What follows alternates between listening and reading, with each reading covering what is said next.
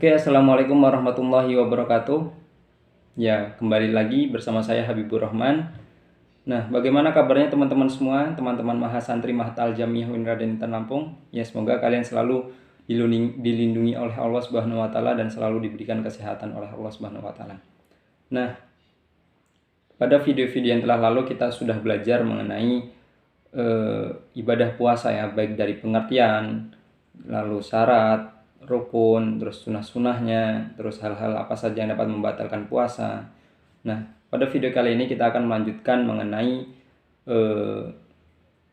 orang-orang yang diperbolehkan untuk tidak melaksanakan puasa ya. Jadi terdapat beberapa orang yang boleh dia itu tidak melaksanakan ibadah puasa. Akan tetapi dia harus menggantinya di lain waktu ya, di lain waktu. Nah, itu. Di sini yaitu yang pertama orang yang sakit. Nah, orang yang sakit. Nah, itu yang dikhawatirkan dapat membahayakan dirinya yaitu ya. Jadi jika ada orang sakit, nah itu dapat kira-kira dia dapat membahayakan dirinya jika dia melaksanakan puasa, maka dia diperbolehkan untuk tidak melaksanakan puasa.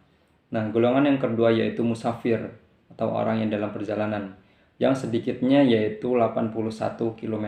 Nah, itu ya. Jadi jika kita sedang dalam perjalanan nih, misalnya perjalanan dari sini mau ke Jawa, ke Jakarta, nah itu kita boleh untuk tidak melaksanakan puasa, nah itu ya. Yang ketiga yaitu orang yang hamil dan dikhawatirkan dapat membahayakan dirinya dan kandungannya. Nah, itu ya. Jadi golongan yang ketiga ya ini ibu-ibu hamil ya, ibu-ibu hamil. Nah, itu jadi kalau yang sedang hamil terus bertemu dengan bulan Ramadan, bulan puasa, nah itu jika dia nggak kuat untuk berpuasa, nah maka diperbolehkan untuk tidak melaksanakan puasa. Nah, yang keempat yaitu orang yang menyusui anaknya ya, dan dikhawatirkan dapat membahayakan dirinya dan membahayakan anaknya. Nah, itu.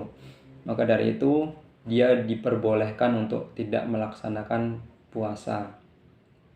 Dan yang kelima yaitu orang yang batal puasanya karena salah satu sebab yang membatalkannya. Nah, kemarin kan kita sudah mempelajari hal-hal yang membatalkan puasa. Nah, jika seseorang itu batal puasanya, nah maka dia harus mengganti puasanya di lain hari, nah itu di lain waktu, nah itu ya, sebanyak ia meninggalkan ibadah puasa tersebut. Nah, itu seperti firman Allah Subhanahu wa taala di dalam Quran surat Al-Baqarah ayat 185 yang berbunyi A'udzubillahi minasyaitonirrajim. Bismillahirrahmanirrahim.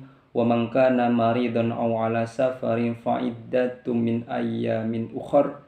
Nah, itu yang artinya, dan barang siapa sakit atau di dalam perjalanan lalu berbuka maka wajiblah baginya berpuasa sebanyak hari yang ditinggalkannya itu pada hari-hari yang lain. Nah, itu ya. Quran surat Al-Baqarah ayat 185.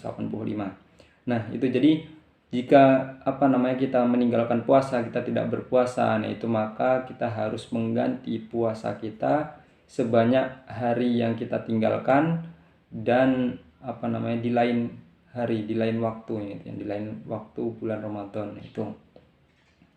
Nah, yang kedua yaitu orang yang meninggalkan puasa dan tidak wajib mengqodoknya ya, tetapi harus atau diharuskan membayar fidyah. Nah, itu terdapat dua golongan.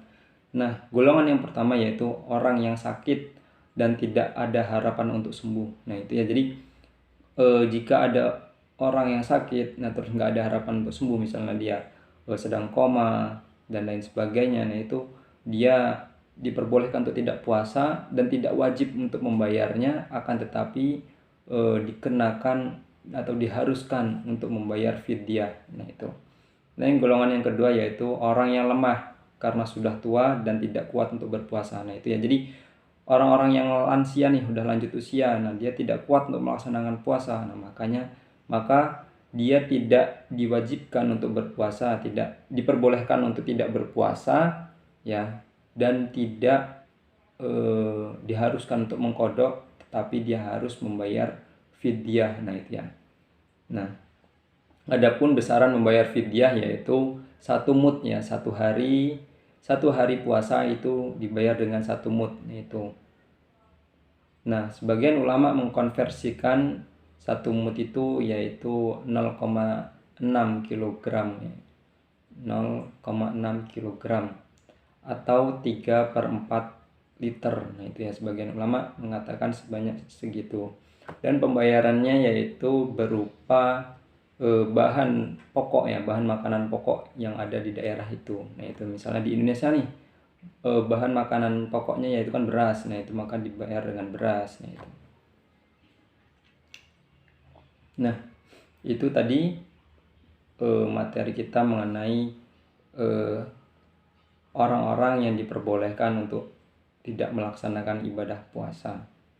Nah, mungkin itu saja yang dapat saya sampaikan ya mengenai orang-orang yang diperbolehkan untuk tidak melakukan ibadah puasa. Nah, jika ada yang ingin ditanyakan, nanti silahkan ditanyakan kepada para mu'alimnya masing-masing, gitu ya. Nah, jadi cukup sekian pembelajaran kita pada hari ini, belajar bersama kita pada hari ini.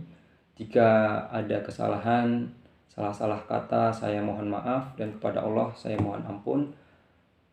Astagfirullahaladzim. Wallahul muwaffiq ila aqwamit thoriq. Assalamualaikum warahmatullahi wabarakatuh.